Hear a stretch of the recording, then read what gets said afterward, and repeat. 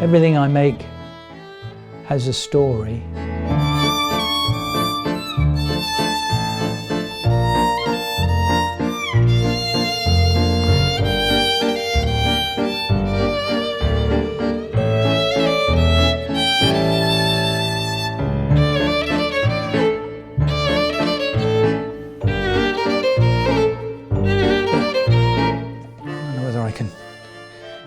I can give you an idea.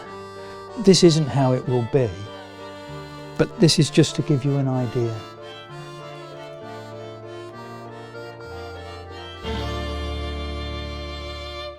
That's the wedding bell. When Joe and I got married on Jersey, the boat came from the bottom of Gorey Harbour, so that was made to commemorate our getting married.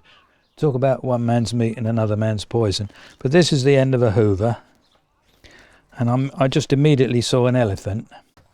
When I work with natural material, organic material, they're my songs and poems. When I work with what some people would call rubbish, they're my limericks and my riddles. So I take this very seriously. When I was about 6, we were in Malvern, living in Malvern. At the bottom of the road, there was a big green, and there were about half a dozen Romani wagons pulled up on it, and families and dogs playing. And I said to my grandmother, "You see that girl? She goes to my school."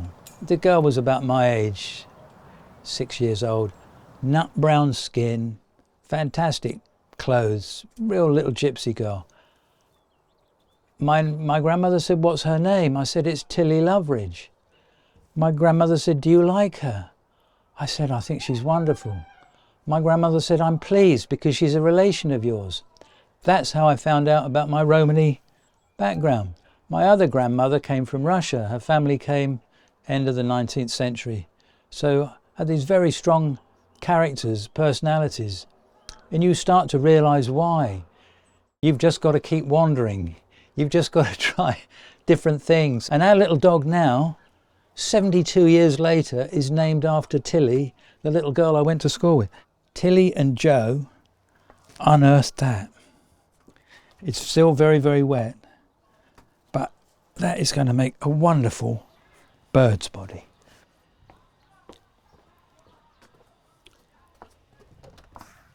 Okay, well, if everybody's feeling brave,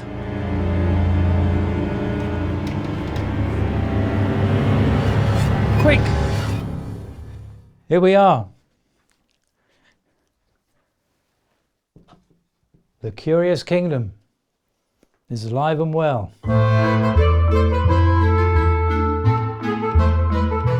Everything I make has a story, and when I write a little piece to accompany the item, the person that ends up living with it has a little bit of background information. Now this, I was always intrigued with. I can remember picking it up on Borth Beach. It has a very, very faint trademark. Mora, M-O-R-A, Sweden. I contacted Mora saying, "I hope you won't mind me troubling you, but I found this piece of plastic and I'd love to know what it is. Could you help me?" And I had a lovely warm letter back. "Hello Sid. There have been several knife manufacturers in the small Swedish town of Mora. Today there is only one, Mora Knife, started by my grandfather in 1912. You have found the sheath of one of his hunting knives. Thomas Eriksson." I'm still over the moon. I was encouraged to write letters as a little boy because we moved so much. I still enjoy writing. Why did you move around so much, Sid? Jewish gypsy. You keep moving. My father would say he was looking for promotion and for security. You know, his father was from Poland. You know, it was tough. He became the head of the family at 15 years old. There were 9 boys, no girls. The 2 eldest boys had left, but my father, at 15 years old, was putting food on the table for his mother and himself and his 4 younger brothers. 15 bob a week for a 45-hour week, pushing a handcart. That's the stern of the boat that we found that I always thought was a message from my grandmother, persevere. It was from Abu Dhabi, and we got that after a storm. And that's my grandmother that taught me. And there's a few bits of pencil for her. This is my shrine. I just always used to go back to see her, and she used to say, I'd say, maybe go down the beach, Nan, and she'd say, look for a piece of pencil, ducky. So, yes, I still do, look for little bits of pencils. So I got that quite a nice little variety of colours. But my father, tough. Yeah. He never ever said to me, well done. When I showed Louis the joys of beachcombing and finding things and seeing what they could be, look what he made. So Louis, he went off in that direction, and I started making boats, arcs for his creatures. He was perfectly happy. He then did more drawing. Having got the bug for making the boats, I then made mythical beasts, and then pictures, and then birds, because I could suggest emotions or interpret the pieces of wood and see them emotionally: vulnerability, defiance, persecution, joy, every emotion. So Louis, thank you, Louis. You kick-started my career. Louis, I did him egg and chips one evening when he got in. He said, Sid, this chip looks like a bird head. So I made him that. It's called Chip Off the Old Block. Is that a chip? Yeah. I gave it 10 coats of PVA. Yeah. And it's hung together.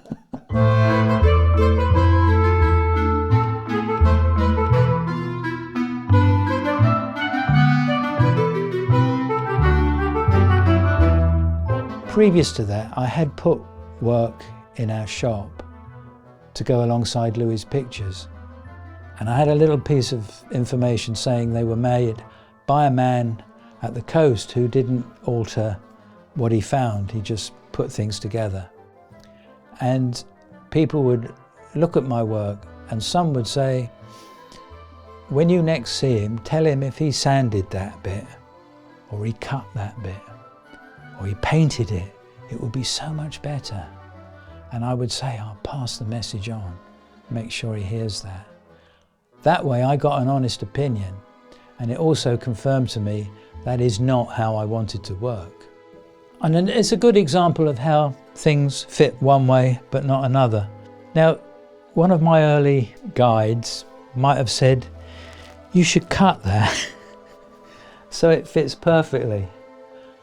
But no.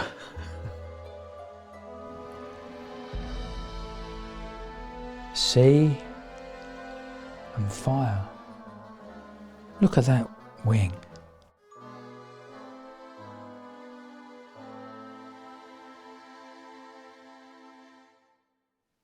The next major player, of course, being introduced to Mike Goldmark at the gallery.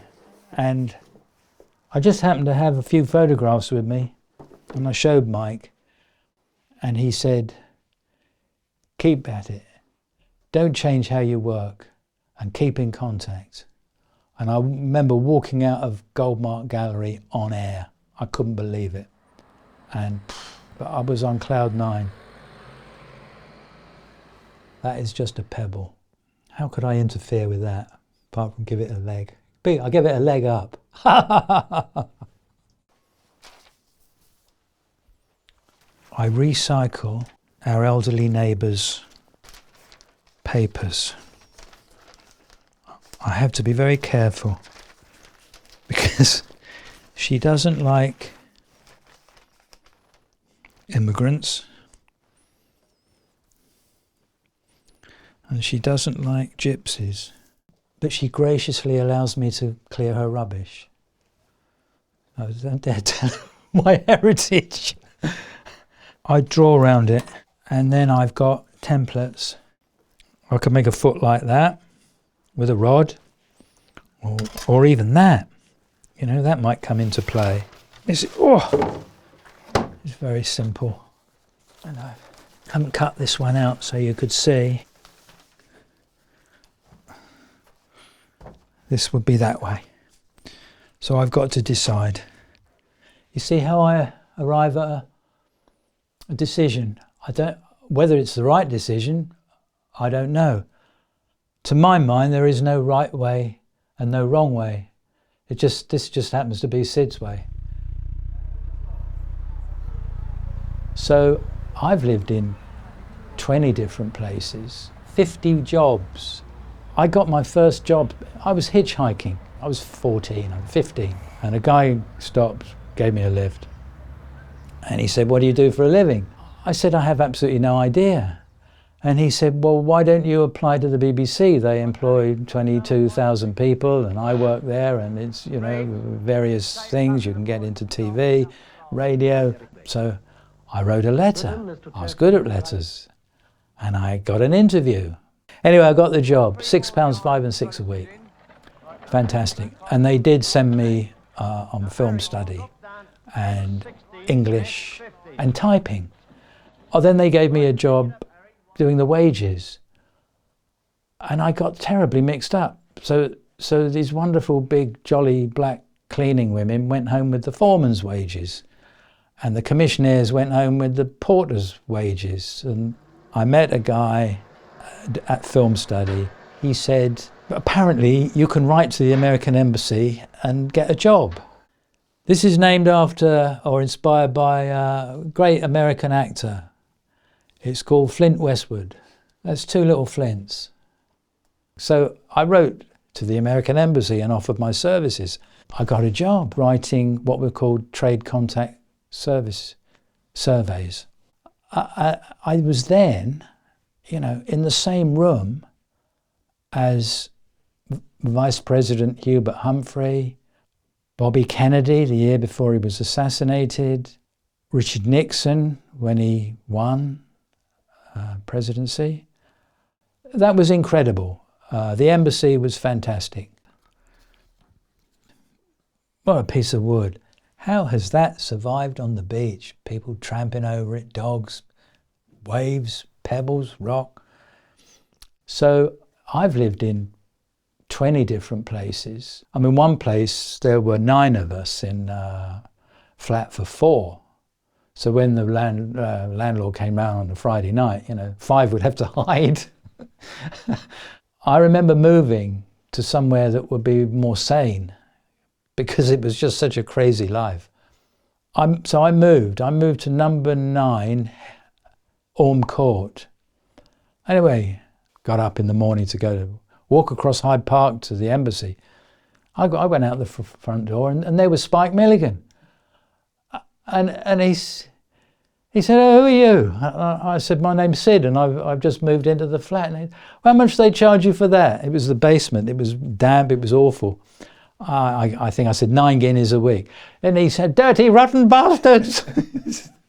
And Spike, we must have kept in contact. It was very interesting times.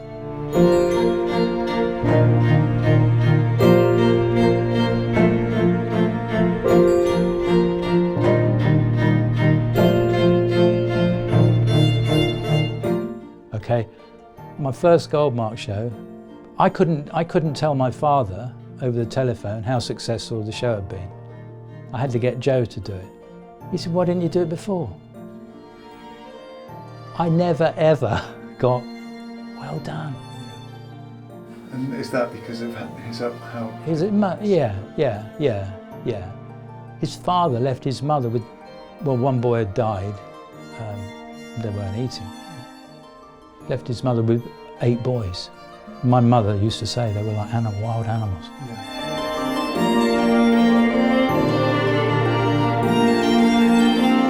I don't know what this is from, whether it's the pelvis of some creature. But look at this face. you start to see the end of the hoover that I found in the summer house. See, I can't make anything too extraordinary. You know, nature's doing this sort of thing all the time. This is about the same time as I met Mike. A man called Werner Gutmann, he and his wife Natasha, they encouraged me to sign and date my work. I hadn't done it before that. Werner Gutmann introduced me to a man called Jon Catleugh. He told Jon Catleugh about my work. He became an avid collector and we wrote to each other monthly. I still have the letters. It turned out that Jon Catleugh and his wife Kate ran the De Morgan Foundation in London. In 1941, when the Nazis occupied Paris, Picasso wrote a play called Desire Caught by the Tail. It was broadcast in Paris, I think post-war, with all literary giants involved. In 1951 it came to London and Jon Catleugh painted the sets for Picasso's play that was put on at the Watergate Theatre. Not only that, he exhibited with Eduardo Paolozzi, Victor Pasmore, people of that standing. He left me even more belief. He died in 2009 and he was still wanting to buy my work. He had 15. And I phoned his wife and said, look, Kate, I know Jon is so seriously ill. I would like to send him a bird, but I don't want him to buy it. She put it by his bedside. It was a Wednesday. It arrived on a Wednesday morning and he loved the bird. And he died that afternoon. And I went to see Kate some years later and she gave it back to me. But Kate came to my show and met Mike in 2012, as did Werner Gutmann. He'd been 40 years with Thames and Hudson, and he had proposed that Thames and Hudson do a book on me. And I'm so pleased that they didn't, but Mike Goldmark did. The words that Jon Catleugh wrote for me in 2009 became the foreword to Sid's book. And Kate didn't know that he'd done it for me. Not only that, I'll show you the measure of the man. He bought this from a photograph. So this was 1,000, I can't remember what the others were. And I got home a few days later and there was a telephone message. Sid, Jon Catleugh here. I don't want you to phone me as soon as possible. I thought, oh, blimey, it broke, he doesn't like it, whatever. So anyway, I phoned. Hello, Jon, it's Sid here.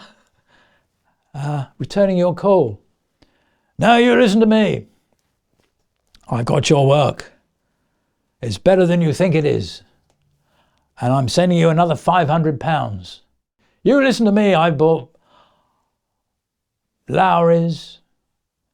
I bought all sorts of things. Miro. I'm sending you another £500. And that's it. The guy left me so much. And yeah, he would have loved it. The fact that this is now my 4th show at Goldmark. I mean, yeah.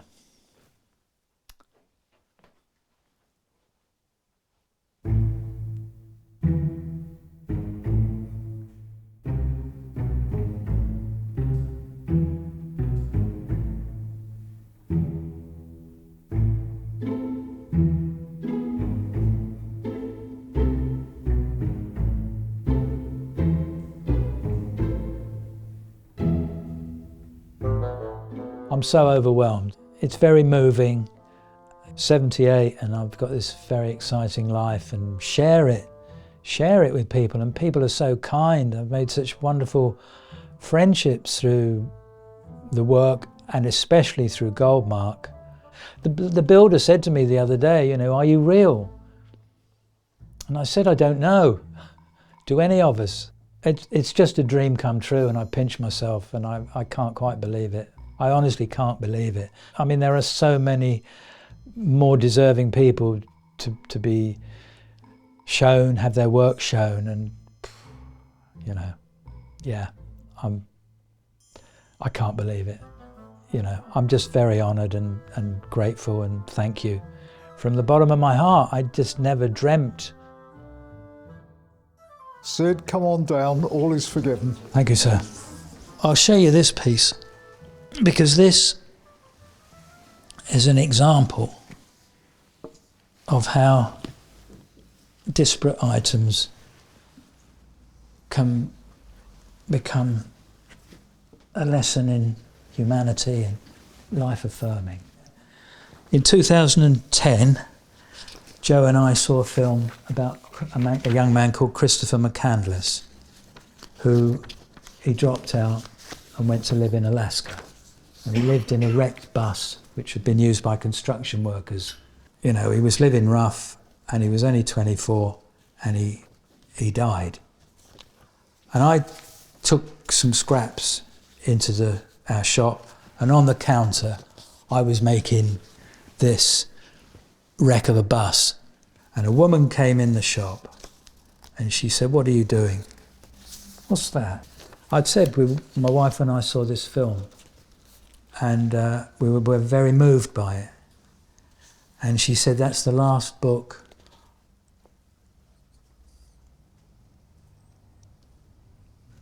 I saw my son reading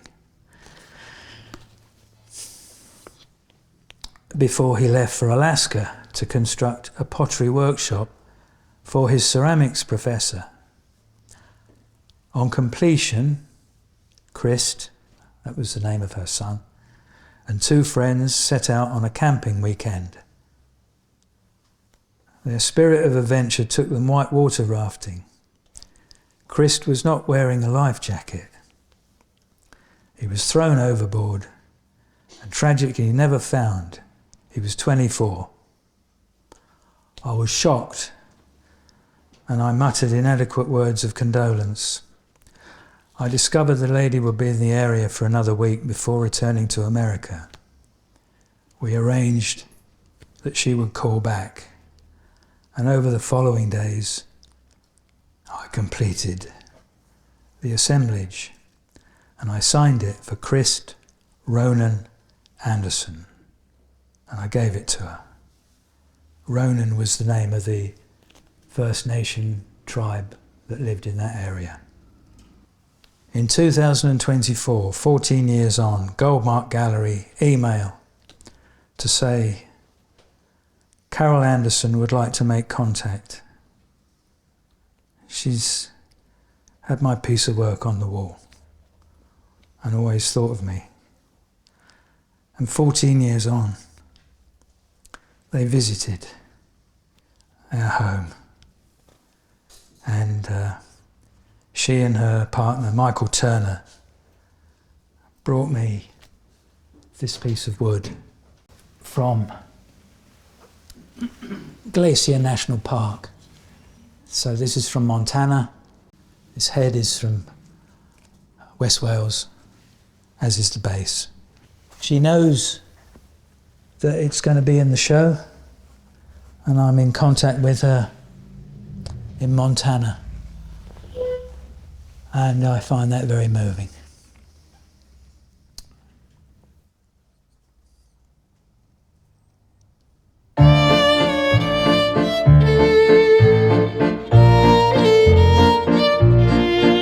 I'm reminded of Coleridge, isn't it, who talks about the willing suspension of disbelief, which constitutes poetic faith.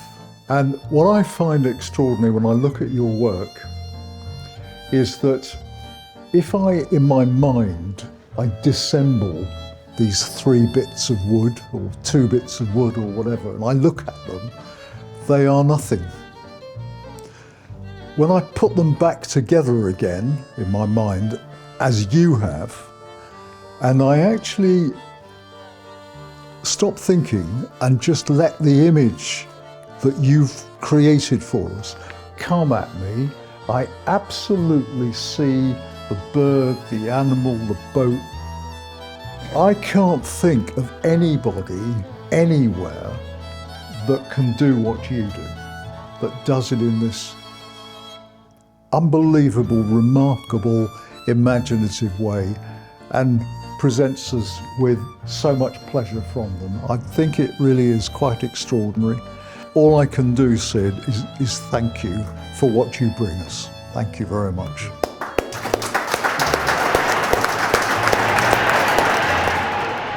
Within 8 minutes, Cardiff were on the attack with Thomas sending Rowlands away on the wing. A kick ahead was followed up strongly, and from a scramble near the line... You know, if you see the end of fantastic the cup final or rugby, or, you know, when the coach is carried aloft by the team and the supporters are cheering, I feel like that. I honestly do. It's very emotional for me. It's very emotional.